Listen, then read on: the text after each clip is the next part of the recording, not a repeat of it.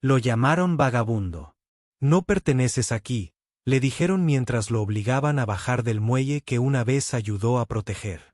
Nadie sabía que el maltrecho velero era su hogar, ni que alguna vez había comandado operaciones desde esa misma bahía.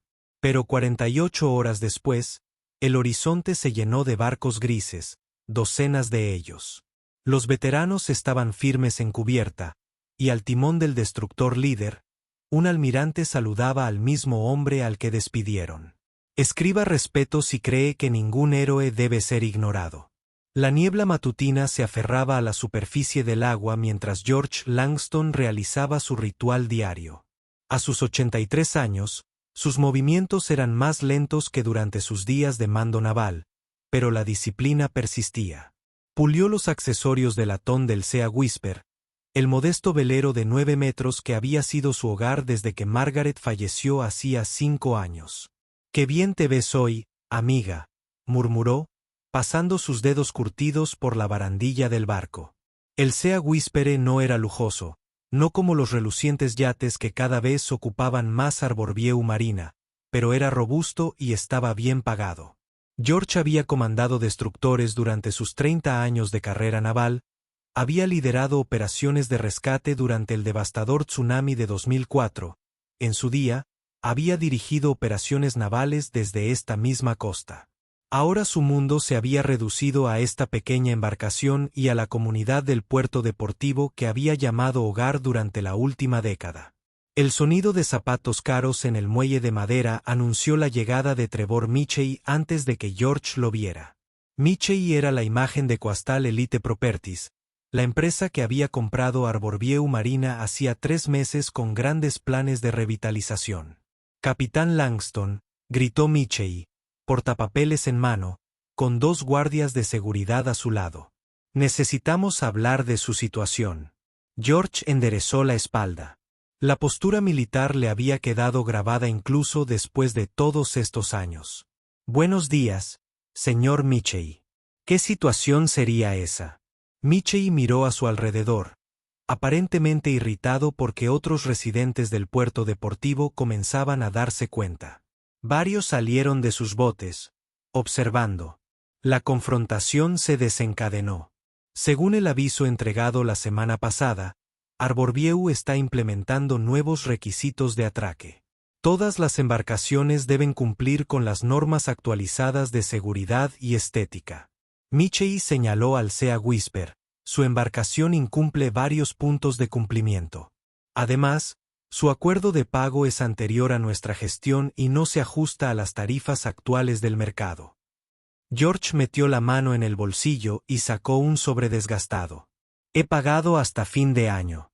La misma tarifa de siempre, acordada con el señor Henderson cuando era dueño del lugar. La sonrisa de Mitchell se tensó.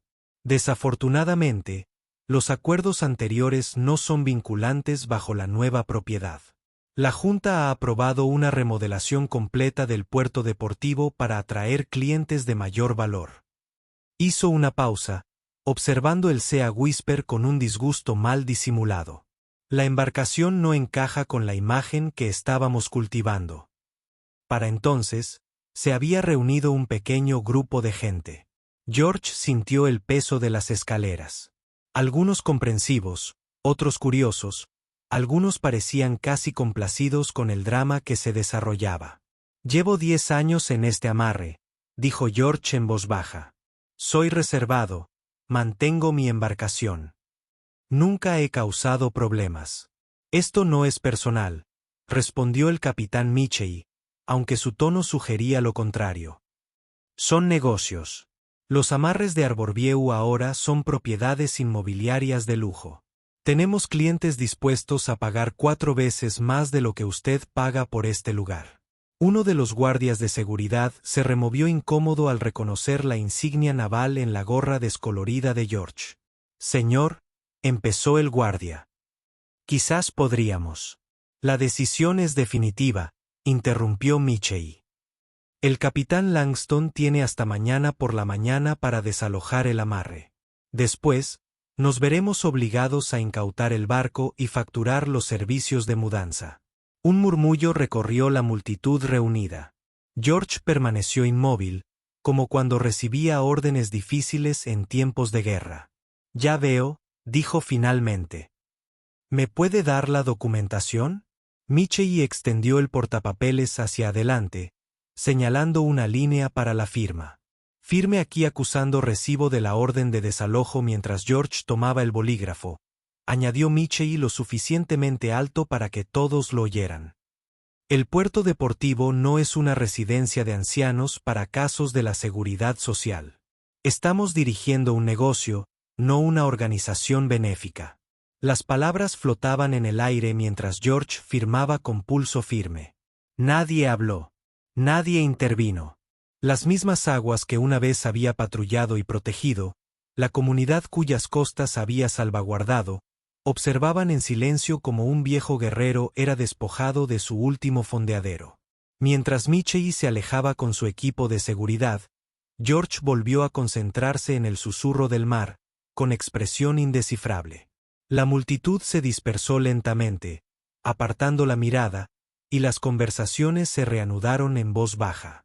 Solo el chapoteo de las olas contra el casco rompió el pesado silencio que rodeaba al viejo capitán y a su amado barco.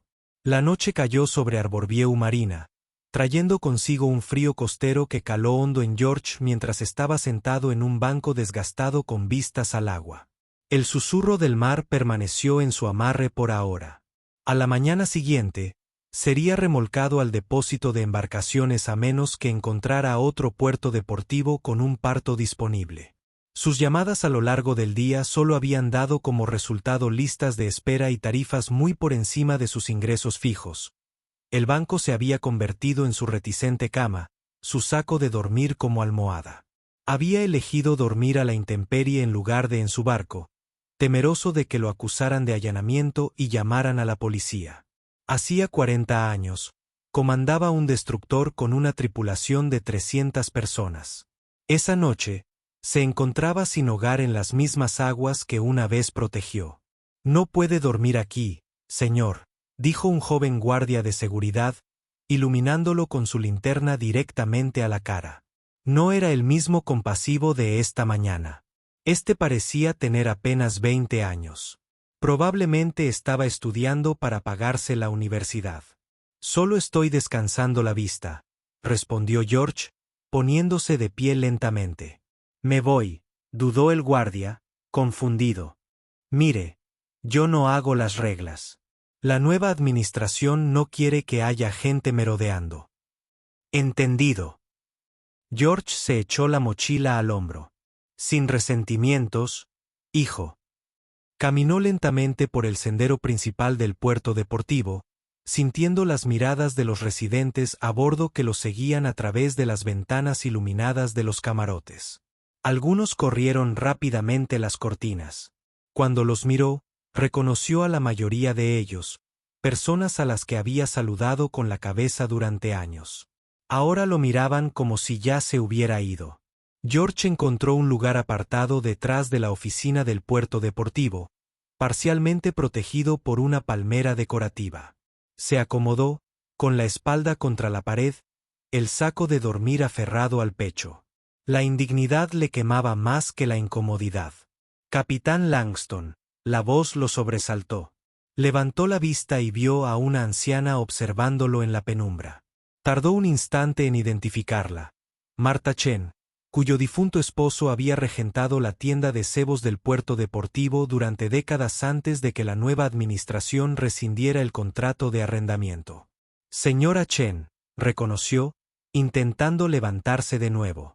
No, por favor, siéntese, insistió ella, agachándose a su lado con dificultad. Vi lo que pasó esta mañana.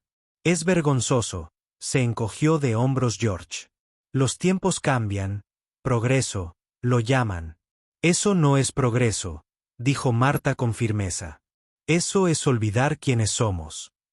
Metió la mano en su gran bolso y sacó un termo. Té. Jengibre. Bueno para el frío. Lo aceptó agradecido. El calor se le filtró en las manos. Sabes, continuó Marta, Mi hermano estaba en uno de los barcos pesqueros atrapados en el tsunami frente a Tailandia en 2004. Me contó que el comandante naval estadounidense que coordinó las operaciones de rescate se negó a abandonar la base incluso después de las órdenes de retirada.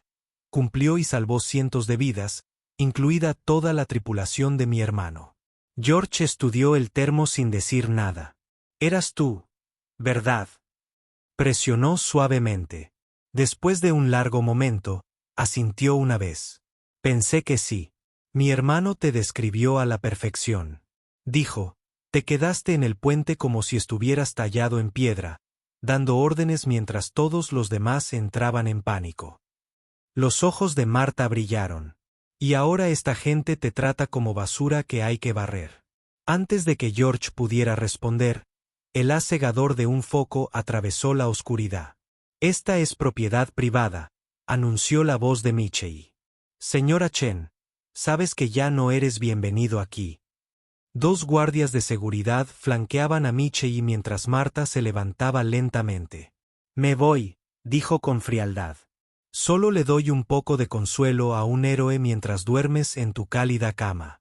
El sentimentalismo es un mal modelo de negocio». Michei respondió: «El capitán Langston ha tenido suficiente aviso. En cuanto a su heroísmo, es historia antigua que no paga las tarifas de amarre». La mañana siguiente no trajo alivio. George observó desde la orilla cómo el personal de la marina desconectaba las líneas de electricidad y agua de los susurradores del mar. Una pequeña multitud se reunió mientras un bote de remos se posicionaba para mover su embarcación. «Esperen», gritó un joven empleado de la marina. «Corriendo por el muelle». Falló. Michei dijo que primero retirara sus pertenencias personales. George observó con impotencia cómo 3 trabajadores abordaban su casa. Salieron minutos después con cajas y bolsas preparadas a toda prisa. Depositaron sin contemplaciones sus pertenencias en el muelle. Libros, ropa, fotografías, medallas de su servicio, algunos objetos desparramados sobre las tablas de madera. Una fotografía enmarcada de George con su uniforme de comandante, de pie con orgullo en el puente. El USS Resilient se hizo añicos al impactar contra el muelle. Nadie se detuvo a recogerlo. Marta Chen observaba desde el otro lado del puerto deportivo, con la rabia y la tristeza reflejadas en su rostro. Cuando los trabajadores se marcharon, se acercó a la pila de pertenencias de George y recogió con cuidado la fotografía, retirando los cristales rotos. «Esto no está bien», dijo, y su voz resonó por el puerto deportivo, ahora en silencio. «Este hombre sirvió a su país durante 30 años, protegió estas mismas aguas, y así es como se lo agradecemos». Michei salió de la oficina visiblemente molesto. «Señora Chen, le he pedido repetidamente que abandone las instalaciones». «Me voy», respondió. «Pero debe saber que he contactado con personas que aún recuerdan lo que significa el honor». Michei puso los ojos en blanco. «Sus amenazas no me incumben». «No eran amenazas», dijo Marta, alejándose con dignidad. «Eran promesas». Esa noche, en su pequeño apartamento con vistas a la bahía, Marta Chen envió docenas de correos electrónicos a las asociaciones de veteranos navales, adjuntó la foto de George en uniforme y contó su historia. A medianoche, su bandeja de entrada. Los mensajes comenzaron a llenarse de respuestas. Al amanecer, esos mensajes habían llegado a comandantes, almirantes y marineros que habían servido bajo el mando del capitán George Langston durante su distinguida carrera, hombres y mujeres que recordaban a un líder que nunca dejó a nadie atrás. El almirante James Harrington miraba fijamente la pantalla de su computadora, leyendo el correo electrónico reenviado por tercera vez. La foto adjunta mostraba a un George Langston mucho más joven, de pie con confianza en el puente de un destructor.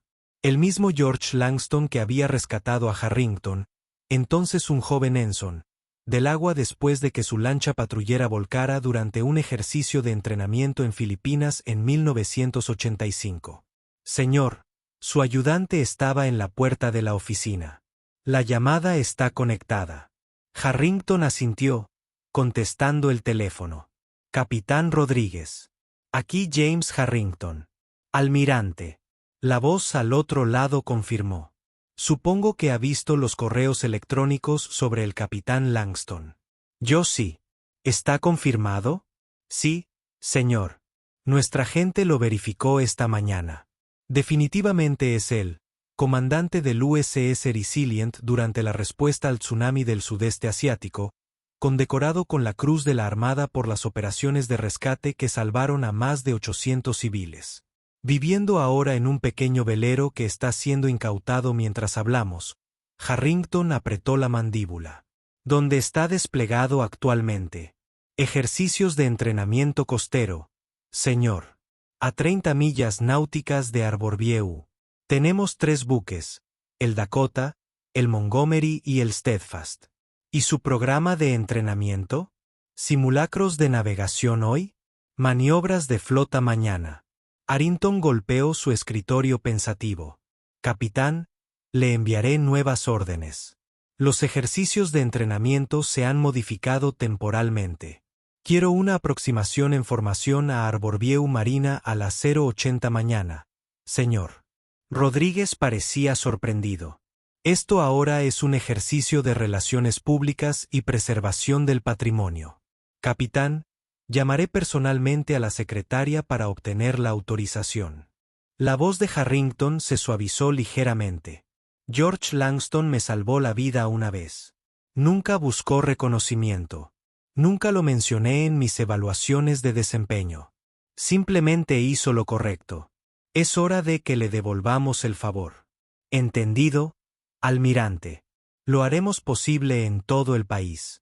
Se produjeron conversaciones similares. Oficiales navales retirados hicieron llamadas. Personal en servicio activo solicitó licencia. Veteranos. Los grupos se movilizaron. Un grupo de redes sociales creado apresuradamente, Operation Anchor Home, coordinó la logística a medida que la historia de George Langston se difundía por las redes militares. Al anochecer, el teléfono de Marta Chen sonaba constantemente. Su pequeño apartamento se convirtió en un centro de mando improvisado. A medida que los veteranos locales llegaban ofreciendo ayuda, se hacían listas, se asignaban tareas y se formaba un plan con precisión militar. En el puerto deportivo, ajeno a la tormenta que se avecinaba, George pasó su segunda noche en el banquillo. Tras convencer al guardia de seguridad nocturno de que hiciera la vista gorda, el susurro del mar había sido remolcado a un amarre temporal en el otro extremo del puerto deportivo, a la espera de ser trasladado al depósito de incautaciones por la mañana. George la observaba desde la distancia. Con la silueta del barco apenas visible en la oscuridad, sintiéndose como si le hubieran arrancado una parte de sí mismo, Trevor Mitchell llegó temprano a la mañana siguiente, con un café de diseño en la mano, observando con satisfacción cómo los trabajadores preparaban el área donde había estado el barco de George. Un enorme yate estaba programado para llegar esa tarde. Su propietario, un multimillonario tecnológico cuyos honorarios por el nacimiento cubrirían un mes de los gastos operativos del puerto deportivo. ¿Dónde está el viejo? ¿A dónde se traslada el barco? Preguntó Mitchell al encargado del muelle. El depósito del condado estaba programado para las 9. Mitchell miró su reloj. Perfecto. Los Anderson llegan al mediodía. Quiero ese amarre impecable. Lo interrumpió un alboroto en la entrada del puerto deportivo. La gente señalaba hacia el horizonte, algunos sacando sus teléfonos para tomar fotos. Mitchell se giró, con el café olvidado en la mano. 3 buques de guerra, elegantes, grises e imponentes, habían aparecido en la distancia, moviéndose en perfecta formación hacia Arborview. —¿Qué demonios? —murmuró. A lo largo de la orilla, la gente empezó a congregarse. Los coches entraron en el aparcamiento del puerto deportivo. Llegaron furgonetas de noticias locales. Los reporteros instalaban cámaras apuntando hacia el agua. Mitchell se acercó a uno de ellos, con la confusión evidente en su rostro. —¿Qué pasa? ¿Por qué vienen esos barcos aquí? La reportera, al reconocerlo como el gerente de la marina, giró su micrófono hacia él. —Señor Mitchell, ¿Sabía que este homenaje naval estaba planeado cuando desalojaron al capitán George Langston ayer? ¿Homenaje naval? ¿De qué está hablando? El capitán Langston, el condecorado comandante naval que dirigió las operaciones de rescate del tsunami de 2004, salvando cientos de vidas. Nuestras fuentes dicen que la Armada está realizando una ceremonia especial de reconocimiento esta mañana, amigo Michei. Ese anciano con el velero. En realidad, solo era un marinero retirado, interrumpió una voz detrás de él. Dirigió todas las operaciones de rescate de la Séptima Flota durante uno de los peores desastres naturales de la historia moderna. Michei se giró y se encontró cara a cara con un hombre mayor y esbelto con un impecable uniforme naval, adornado con medallas e insignias que denotaban un rango significativo. El almirante Harrington. El hombre se presentó con frialdad para honrar a un colega y corregir una injusticia. Quizás le interese unirse a nosotros. Creo que ha desempeñado un papel importante en los eventos de hoy. La marina se llenó rápidamente al correrse la voz. Curiosos, veteranos en uniformados, los residentes locales se congregaron en los muelles y la costa. Helicópteros de noticias sobrevolaban el lugar. Los 3 buques de guerra habían anclado cerca de la costa. Su presencia era imponente e innegable. George, que había estado sentado en su banco habitual, observando cómo su barco esperaba ser incautado, se encontró con Martha Chen y un grupo de veteranos que no reconoció. Capitán Langston, dijo uno de ellos, saludando secamente. Comandante Wilson, señor. Servimos juntos durante la Operación Guardián del Pacífico. Probablemente no me recuerde. Pero, tercer oficial de guardia a estribor, George respondió de inmediato. Tenía esa horrible taza de café con ese eslogan inapropiado. Wilson esbozó una sonrisa. Sí que lo recuerda. ¿De qué se trata todo esto?, preguntó George, señalando a la multitud reunida y a los barcos en alta mar. Se trata de honor, señor, dijo Martha, tomándolo del brazo. Algo que algunos han olvidado. Mientras lo conducían hacia el muelle principal, la multitud se abrió camino. George notó que muchos iban uniformados, algunos en servicio activo, otros veteranos con gorras e insignias de diversas épocas. Se pusieron firmes a su paso, saludando, que él devolvió automáticamente. Al final del muelle principal, donde Michei había planeado que el yate del multimillonario naciera, esperaba una fila de oficiales vestidos de blanco. Tras ellos, la tripulación de los 3 buques formaba parte de la formación.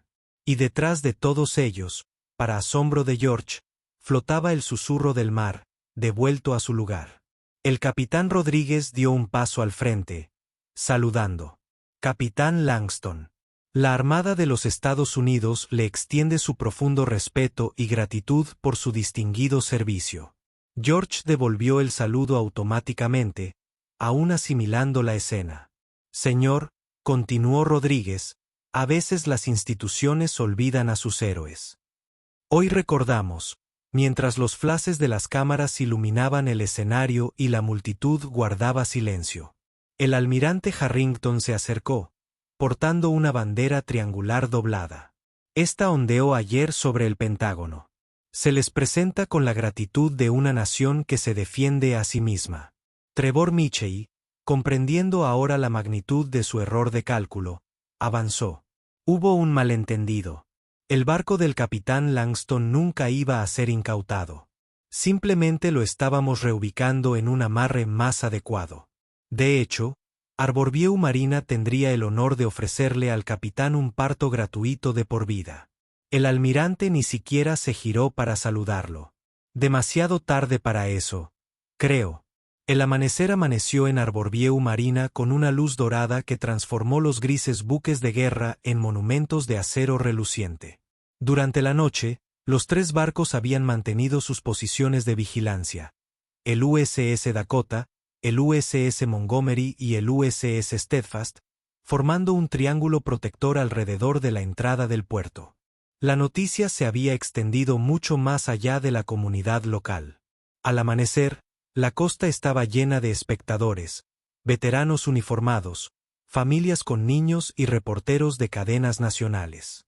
Las redes sociales habían difundido la historia de George Langston por todo el país, atrayendo a personas que querían presenciar lo que se llamaba la promesa de la flota, una demostración de que algunos vínculos trascienden el tiempo y la burocracia. Exactamente a las 0:80, como estaba previsto, comenzó la ceremonia. Un solo toque de bocina resonó en el agua, silenciando a la multitud murmurante. En cada barco, los marineros aparecieron en cubierta, firmes y en formación. Del USS Steadfast, una lancha se desprendió y comenzó a dirigirse al puerto deportivo, con el almirante Harrington y una pequeña guardia de honor a bordo. George, de pie al final del muelle principal, vestido con su viejo uniforme de gala, cuidadosamente planchado por Martha Chen, con las medallas y cintas sobre el pecho, contaba una historia que pocos civiles comprenderían por completo. Cada barra y medallón de color representaba acciones, decisiones y momentos en los que el coraje superó el miedo. Trevor Mitchell observaba desde la oficina del puerto deportivo, con las persianas parcialmente cerradas. Su abogado, por altavoz, hablaba del posible desastre de relaciones públicas y los problemas de responsabilidad civil que se estaban desarrollando.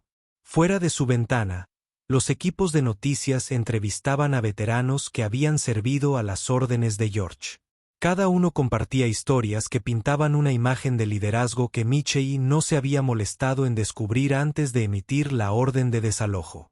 Y entonces llegó el tifón mientras realizábamos las operaciones de rescate. Un exmarinero le dijo a un periodista: «El capitán Langston podría habernos rescatado. Tenía todo el derecho a hacerlo, pero dijo que no nos iríamos hasta que todos estuviéramos contabilizados. Permaneció en la base 36 horas más. Salvó 27 vidas más gracias a esa decisión».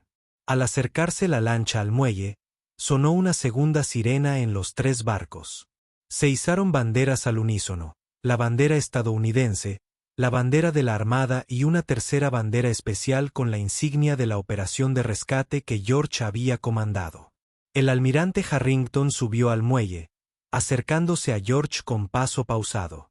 Detrás de él, 6 oficiales portaban un objeto grande cubierto con una tela azul marino. La multitud guardó silencio absoluto. Mientras los 2 hombres se miraban, no se pronunciaron palabras. No eran necesarias entre hombres que habían dedicado su vida al servicio, que se habían enfrentado a la muerte y habían tomado decisiones que determinaron la vida o la muerte de otros. El lenguaje del respeto no requería expresión verbal. Harrington hizo un saludo militar, que George devolvió con una precisión que desmentía sus 83 años. El almirante se giró levemente y asintió a la guardia de honor. Dejaron su carga cubierta y retiraron la tela, revelando una placa de latón pulido montada sobre caoba. La inscripción decía: «Este nacimiento reservado a perpetuidad para el capitán George Langston, USN Red, comandante de las operaciones de rescate del tsunami en el sudeste asiático. A través de las aguas más oscuras, nos trajo a casa». 2 de los guardias de honor se adelantaron, colocando cuidadosamente la placa en un soporte permanente en la parte superior, el muelle, donde ahora reposaba el susurro del mar. Martha Chen se secó los ojos con un pañuelo. A su alrededor, veteranos curtidos permanecían de pie con ojos sospechosamente brillantes. Los niños, percibiendo la somnolencia del momento, incluso sin comprender su significado completo, permanecieron inusualmente quietos. Trevor Mitchell, quien finalmente se había aventurado a salir bajo la presión de sus superiores corporativos, cada vez más alarmados, observó con creciente incomodidad cómo el almirante Harrington se giraba para dirigirse a la multitud reunida. El 17 de enero de 2004, un enorme tsunami azotó el sudeste asiático, dejando una devastación inimaginable. Mientras el mundo aún comprendía la magnitud del desastre, el capitán George Langston ya estaba movilizando a su fuerza naval. La voz del almirante resonó en el silencio del puerto deportivo. Durante los siguientes 13 días, bajo su mando, se salvaron 2.843 vidas. Cuando se le ordenó retirarse debido al deterioro de las condiciones, El capitán Langston respondió a la orden y experimentó problemas de radio durante las siguientes 36 horas mientras sus equipos continuaban las operaciones de rescate. Una oleada de risas cómplices recorrió a los veteranos entre la multitud. Hoy, continuó Harrington, corregimos un descuido. El capitán Langston nunca recibió pleno reconocimiento por sus acciones. La misión era clasificada. La situación política, delicada. Su hoja de servicio solo indica que se desempeñó admirablemente durante la respuesta a un desastre natural. Quienes se salvaron recuerdan de otra manera. Su tripulación recuerda de otra manera. Y hoy, la Armada de los Estados Unidos recuerda de otra manera. Desde la lancha, un oficial acercó una pequeña caja que Harrington abrió para revelar una medalla. Por orden del secretario de la Armada, y con la aprobación del presidente, presento la medalla al servicio distinguido, muy esperada. Mientras Harrington colocaba la medalla en el uniforme de George, ocurrió algo extraordinario. De cada uno de los 3 barcos en alta mar se escuchó el agudo disparo de una salva de fusil, 7 fusiles, 3 veces.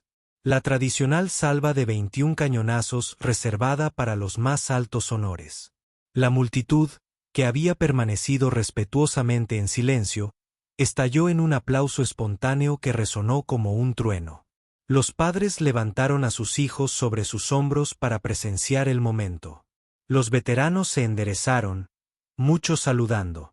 Trevor Mitchell, reconociendo la magnitud de su, por error de juicio, intentó acercarse a la ceremonia, pero fue interceptado cortés pero firmemente por 2 oficiales, quienes le sugirieron que estaría más cómodo observando desde la distancia. Cuando los aplausos finalmente cesaron, el almirante Harrington se hizo a un lado, cediendo el momento por completo a George. Todas las miradas se volvieron hacia el anciano capitán. Esperando alguna palabra de sabiduría o gratitud, George Langston miró a la multitud, a los barcos en el horizonte, a la placa que marcaba su lugar permanente en el puerto deportivo. Luego, sin decir una sola palabra, se giró hacia el susurro del mar con pasos pausados que soportaban el peso de sus años, pero mantenían la dignidad de su servicio. Caminó a lo largo del muelle hasta su bote. Al llegar al susurro del mar, George se detuvo, volviéndose una última vez para encarar a la multitud reunida y a la guardia de honor. Con la precisión nacida de décadas de servicio, rindió un saludo perfecto no a ningún individuo presente, sino a algo más grande, al deber, al sacrificio, a la comprensión que existe entre quienes han estado de guardia y otros han dormido seguros. La guardia de honor, el almirante y todos los veteranos presentes devolvieron ese saludo con perfección. Al unísono. Niños que nunca antes habían presenciado un momento así guardaron silencio, comprendiendo instintivamente que presenciaban algo profundo. George bajó la mano, se dio la vuelta y subió a su embarcación. Al desaparecer bajo cubierta, la multitud permaneció inmóvil, muchos con lágrimas corriendo por sus rostros. En los días siguientes, Arborview Marina se transformaría. Los relucientes yates y clientes corporativos que Trevor Mitchell había imaginado fueron reemplazados por algo inesperado. Los veteranos comenzaron a traer sus barcos, solicitando amarres específicamente cerca del capitán Langston. Los clubes náuticos organizaron programas juveniles centrados en el puerto deportivo. El susurro del mar se convirtió en un punto de referencia que los turistas buscaban. Y cada mañana, a las 6 en punto, o George Langston subía a cubierta, izaba la bandera estadounidense con precisión ceremonial y se ponía firme, como lo había hecho todos los días de su vida adulta. A menudo encontraba a otros, veteranos, niños, ciudadanos comunes, de pie en silencio junto a la orilla, uniéndose a él en ese momento de respeto. No hacían falta palabras. La flota había hablado. El respeto no se gana con el rango. Se demuestra en cómo tratamos a quienes se sacrificaron sin, pidiendo algo a cambio. Si tú también lo crees, escribe respeto para recordarle al mundo que el honor nunca debe olvidarse. No quiero que nadie se quede atrás. Todos merecen ser escuchados y respetados. Comenta si estás de acuerdo.